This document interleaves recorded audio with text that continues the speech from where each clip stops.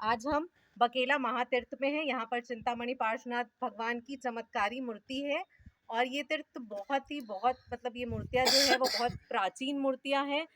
यहाँ पर बताया गया है कि हजारों वर्ष पुराना इतिहास है। आज यहाँ पर भूमि खनन और पूजन के लिए हम यहाँ सब एकत्रित हुए हैं और ये एक प्रूफ है, ये तीर्थ, ये एक मंदिर, ये प्रूफ है कि हमारा जैन धर्म, जैन इतिहास बहुत वर्षों वर्षों साल पुराना है और ये युवाओं के लिए भी बहुत अच्छी चीज़ है। हिस्टोरिकल प्लेस बन गई है, ये रिसोर्ट की तरह है, यहाँ तीनों तरफ नदी और बहुत ही अच्छा व्यवस्थित धर्मशाला का भी निर्माण हो चुका है और ये मंदिर आगे ही आगे बढ़ता जा रहा है। ये एक जंगल का एरिया है।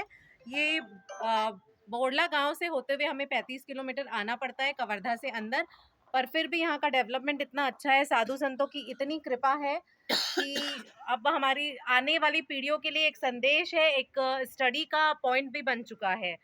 यहाँ पर अब हमारी पुरानी हिस्ट्री, जैन धर्म की जितनी हिस्ट्री है उस पर रिसर्च किया जा सकता है। तो आइए, आज यहाँ पर भूमि खनन के लिए बहुत सारे लोग एकत्रित हैं। मैं आपका नाम जानना चाहूंगी। सरला डागा, विजेता जैन, केवरी कोठारी, विंदेश कोठारी, सुनील जैन, अमरचंद डागा, प्रकाश कोठारी, यहाँ पर बहुत से लोग अपने परिवार के साथ भूमि खनन के लिए आए हैं। हम कुछ लाइन जानते हैं इस मंदिर के बारे में, इस तीर्थ के बारे में। ये श्री बकेला चिंतामणि पार्श्वनाथ भगवान की निर्मल भूमि है।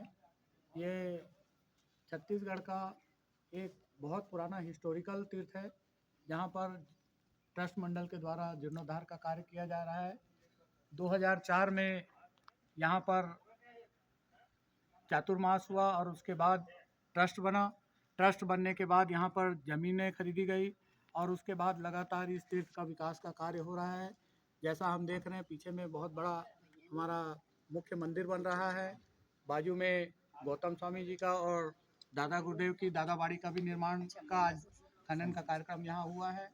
हिस्टोरिकल दृष्टिकोण से ये तीर्थ नया तीर्थ नहीं है, इस तीर्थ का जीर्णोद्धार का कार्य हो रहा है, तो इसलिए इस तीर्थ का महत्व ज़्यादा है। छत्तीसगढ़ में यह एकमात्र ऐसा जैन तीर्थ है जिसका जीर्णोद्धार हो रहा है और बाकी हिस्टोरिकल चीज़ें यहाँ पर सभी चारों तरफ दिख रही है।